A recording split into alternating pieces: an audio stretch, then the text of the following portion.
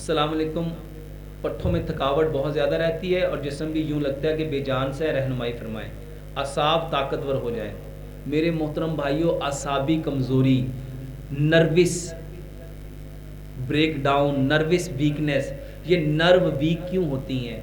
یہ اعصاب کمزور کیوں ہوتے ہیں؟ میرے محترم بھائیوں، اعصاب کمزور اس وقت ہوتے ہیں جب آپ اس کے اوپر بیجا بوجھ ڈالتے ہو. بلا وجہ کا تفکر، بلا وجہ کا فکر مند ہونا، بلا وجہ کا سوچنا، بلا وجہ کا ڈپریشن، بلا وجہ کی انزائٹی، بلا وجہ کا سٹریس، بلا وجہ کا اینگر، بلا وجہ کی فرسٹریشن، بلا وجہ کی اریٹیشن. یہ جو بلا وجہ، میرے محترم بھائیوں، یہ جو بلا وجہ ہم یہ معاملات کرتے ہیں اپنے دماغ کو.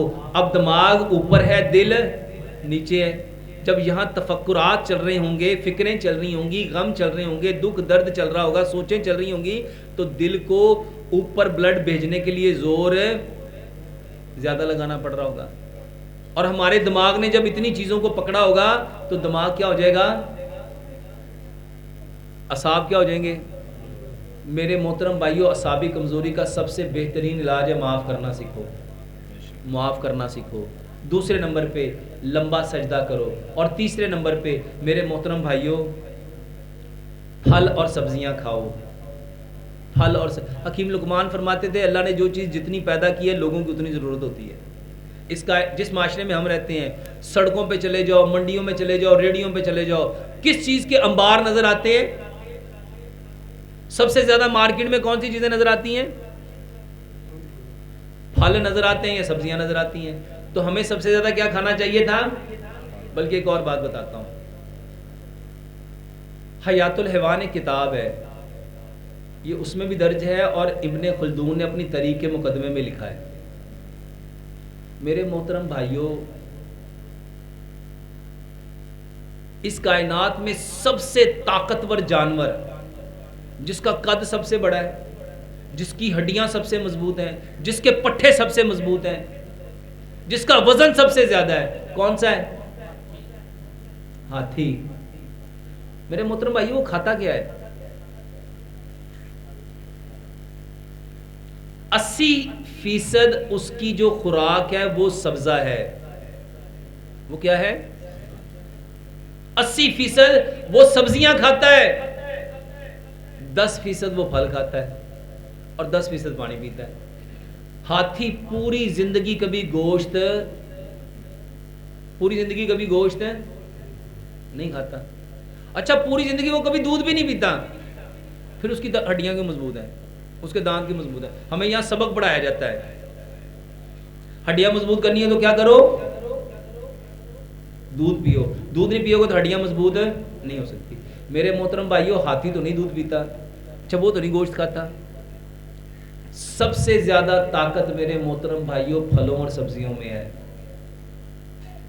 اپنی زندگی کا 70% کھانا پھلوں پہ اور سبزیوں پہ لے کے آؤ. 70% ہم نے کیا کھانا ہے؟ پھل اور سبزیاں. 20% اجناس پہ آؤ. 20% اجناس. اجناس میں کیا ہے؟ گندم، چاول، چنے، دالیں، جو، باجرہ، جوار، مکئی، آپ کے سارے مسالہ جات، آپ کی ساری دالیں. اور 10% اینیمل پروڈکٹ پہ آؤ، جس میں دودھ ہے، دہی ہے، لسی ہے، مکھن ہے، گھی ہے، مٹن ہے، بیف ہے، چکن ہے، انڈے ہیں، دودھ سے بنی ڈیری کی پروڈکٹ، دودھ سے بنی بیکری کی آئٹم، دودھ سے بنی ساری کی ساری چیزیں، اور آپ کی سی فوڈ. یہ کتنے فیصد چاہیے؟ سب سے زیادہ کیا چاہیے؟ یہ جتنے لوگوں کو پٹھوں کی کمزوری ہے واللہ وہ 70% پھل اور سبزیاں کھانا شروع کر دو. اور پھل اور سبزیاں کھانے کا آسان طریقہ بتا دیتا ہوں. ادرک، لہسن، پودینہ، ناردانہ، اس کی چٹنی بناؤ. یہ کیا ہے؟ سبزی.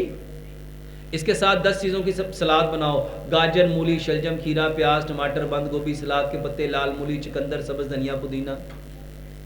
1 پاؤ سلاد، 1 چمچ چٹنی کا صبح لو، 1 پاؤ سلاد، 1 چمچ چٹنی کا دوپہر لو. کتنے فیصد سبزیاں آ گئیں؟ میرے محترم بھائیوں، کیا یہ مہنگا ہے؟ یہ جو دوائیاں آپ کھاتے ہیں اس سے کتنا سستا ہے؟ اس کے ساتھ جو کا دلیا بناؤ، جو کے دلیے میں 2 بادام، 2 کاجو، 2 پستے، 2 اخروٹ ڈال دو، اس میں 2-3 چٹکیاں سونف کی، 2-3 چٹکیاں سفید تل کی، 2-3 چٹکیاں کشمش کی، 2-3 چٹکیاں چاروں مغز کی، 2-3 چٹکیاں خشخاش کی ڈال دو. اس کو کوٹ کے کتنا زبردست ٹونک بن گیا. میرے محترم بھائیو، اس میں کوئی 8-10 پھل لے لو، اس میں کیلا ہے، سیب ہے، انار ہے، انگور ہے، پپیتا ہے، کھجور ہے، اور جو آج کل سیزنل فروٹ ہے اس میں آلو بخارا ہے، لگاٹ ہے، خرمانی ہے، اس میں لیچی ہے، اس میں آڑو ہے. ایک ایک دانہ میرے محترم بھائیو گرائنڈر میں ڈال کے جوس بنا لو، ایک سمودی بن جائے گی. اس کو ٹھنڈا کر کے جو کے دلیے کو اس کے اندر ڈال دو، کتنا بہترین ٹونک بن گیا. بتاؤ پٹھوں کی کمزوری ہو سکتی ہے؟ اللہ کے نبی صلی اللہ علیہ وسلم کے دور میں حضرت عائشہ صدیقہ رضی اللہ تعالیٰ فرماتی ہیں تلبینہ، نبی صلی اللہ علیہ وسلم کوئی بیمار ہوتا تھا اس کو کیا کھانے کا حکم دیتے تھے؟ تلبینہ.